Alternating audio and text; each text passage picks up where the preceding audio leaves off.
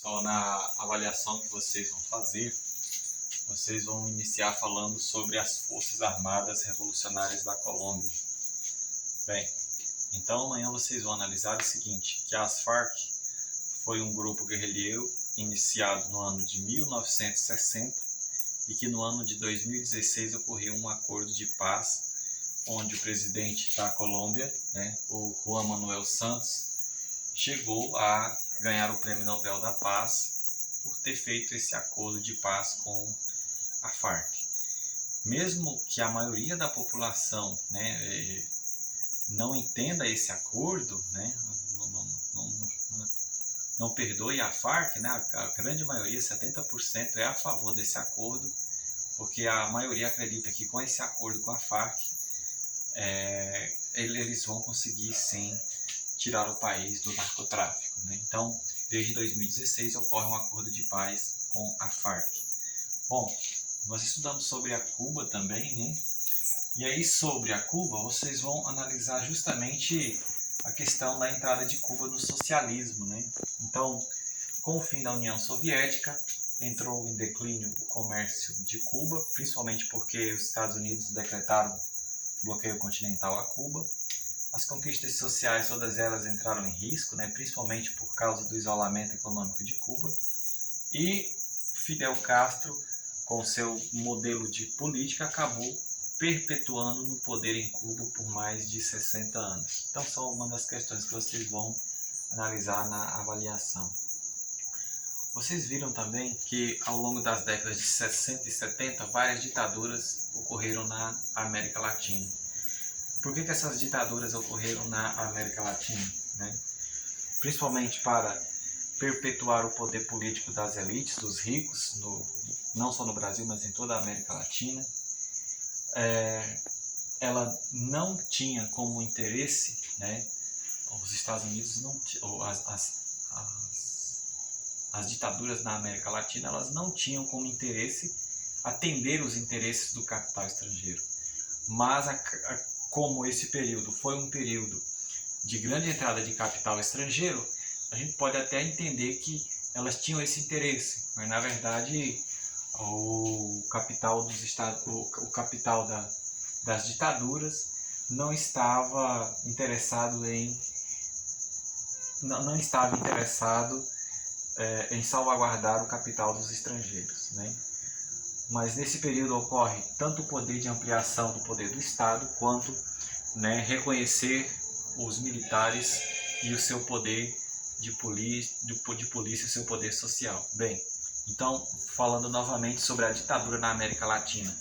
As ditaduras, elas tinham como objetivo salvaguardar o poder das grandes elites do Brasil, das elites conservadoras, tinha como interesse salvaguardar o poder do Estado, aumentar o poder do Estado através das ditaduras, e tinha como objetivo também tornar os militares, fazer com que esses militares contribuíssem com o poder de interferência social, até mesmo com o poder de estar conduzindo a sociedade a um modelo de vida mais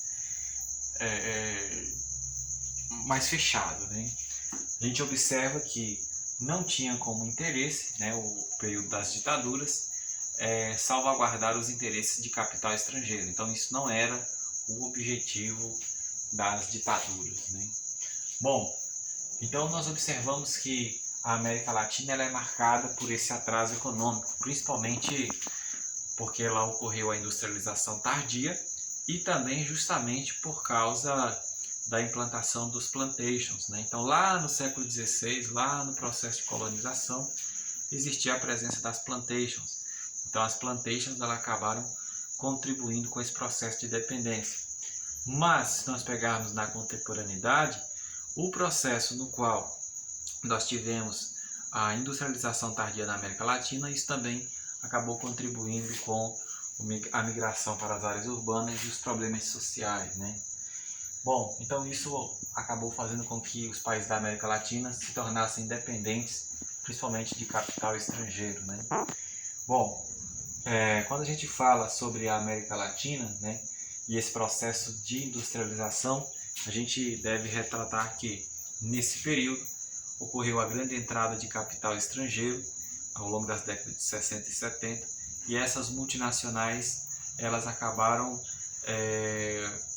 se valendo, né, de capital estrangeiro, e o que favoreceu ao endividamento desses países. Então, durante as décadas de 60 e 70, era comum ver os países na América Latina sofrendo problemas como a inflação. Mas essas multinacionais, elas receberam vários benefícios para se instalar nos países subdesenvolvidos, entre os quais doação de terrenos, isenção de impostos, mão de obra barata. Então isso acabou favorecendo a entrada dessas multinacionais em países subdesenvolvidos, na América Latina.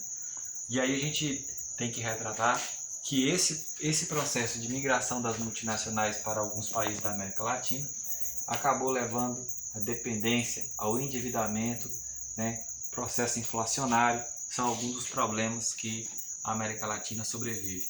Você vai verificar na prova também o que vem a ser plantation, né? Então, plantation foi um modelo, foi um sistema econômico implantado no século XVI, implantado durante o período colonial, no qual se introduziu a monocultura em grandes propriedades rurais que tinham como objetivo, utilizava-se também o trabalho escravo e tinha-se como objetivo atender aos interesses da metrópole. Então, no Brasil, por exemplo, foi introduzida a cana-de-açúcar, que tinha como objetivo atender os interesses da metrópole.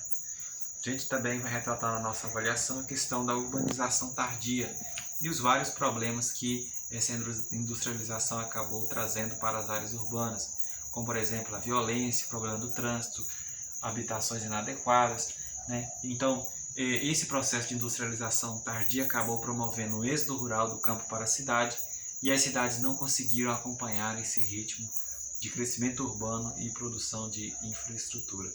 Outra situação que vocês vão estar vendo na sua avaliação é a diferença entre a urbanização tardia ocorrida no Brasil e a implantação das indústrias maquiladoras existentes nos Estados Unidos. Então, as maquiladoras são as indústrias dos Estados Unidos que apenas montam produtos nos Estados Unidos. Essas maquiladoras geralmente que recebem a isenção de impostos, os Estados Unidos não pagam impostos no México, mas ao mesmo tempo garantem um emprego para muitas pessoas. Durante o governo Trump, muitas dessas maquiladoras fecharam justamente em decorrência das políticas nacionalistas do Donald Trump. Então, o México hoje, 60% de tudo que ele exporta é voltado para os Estados Unidos. Então, as maquiladoras são as indústrias dos Estados Unidos presentes no México. Você vai ter que explicar para mim como se dá o funcionamento dessas maquiladoras e como que se deu o processo de industrialização ocorrido no Brasil. Valeu, um forte abraço.